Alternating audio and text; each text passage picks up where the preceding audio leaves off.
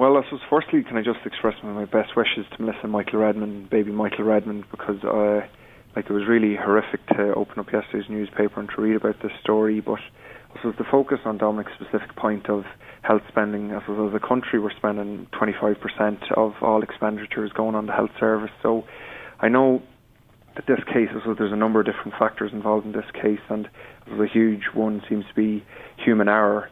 And human error, so as Dr. Riley said yesterday with yourself, is always going to be going to occur, but we have to put in place kind of a structure and a system to minimise the risk of human error ever being allowed. And I know a number of recommendations come out after the internal study after this case, and one of which is that a second scan would have to be taken by an approved and qualified ultrasonographer, and I suppose that's going to be absolutely key. But as one of the speakers on Primetime said last night, it's not necessarily the machine's quality, but it's the quality of the operator of the machine and making sure that the person operating the machine knows exactly what they're doing. Mm-hmm. But that is a question of resource, isn't it?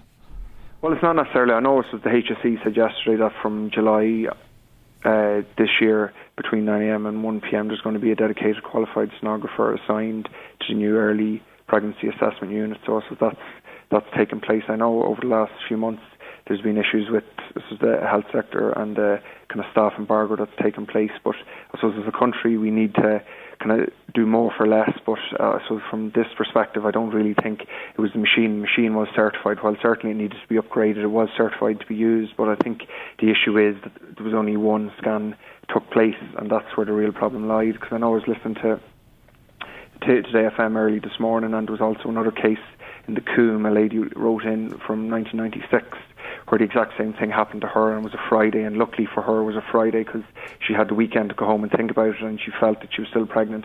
And when she went in for a second scan then on the Monday morning, she insisted on it again. She was found out that she had her baby was alive and kicking, and it's a 13-year-old child now. So as I mentioned, we've been contacted by a number of women. You heard that email a moment ago. Are you with the impression that we're going to hear story after story that women will start saying, well, I never went public with it, I never thought of going public with it, but that's exactly what happened to me?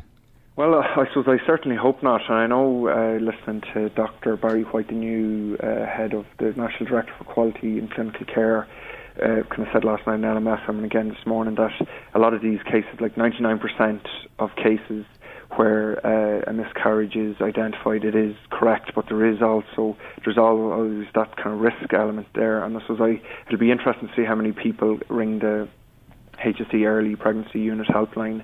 I know it started this morning at 9 a.m. and I'm sure a number of people will be calling it.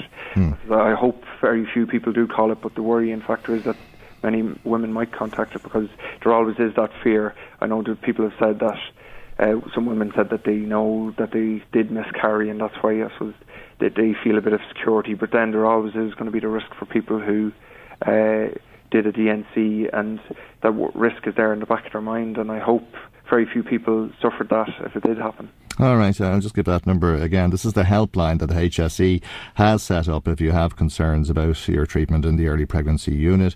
It's 1-800-200-529. 1-800-200-529. I'll repeat it again. You'll hear it in the bulletins throughout the course of the day. Senator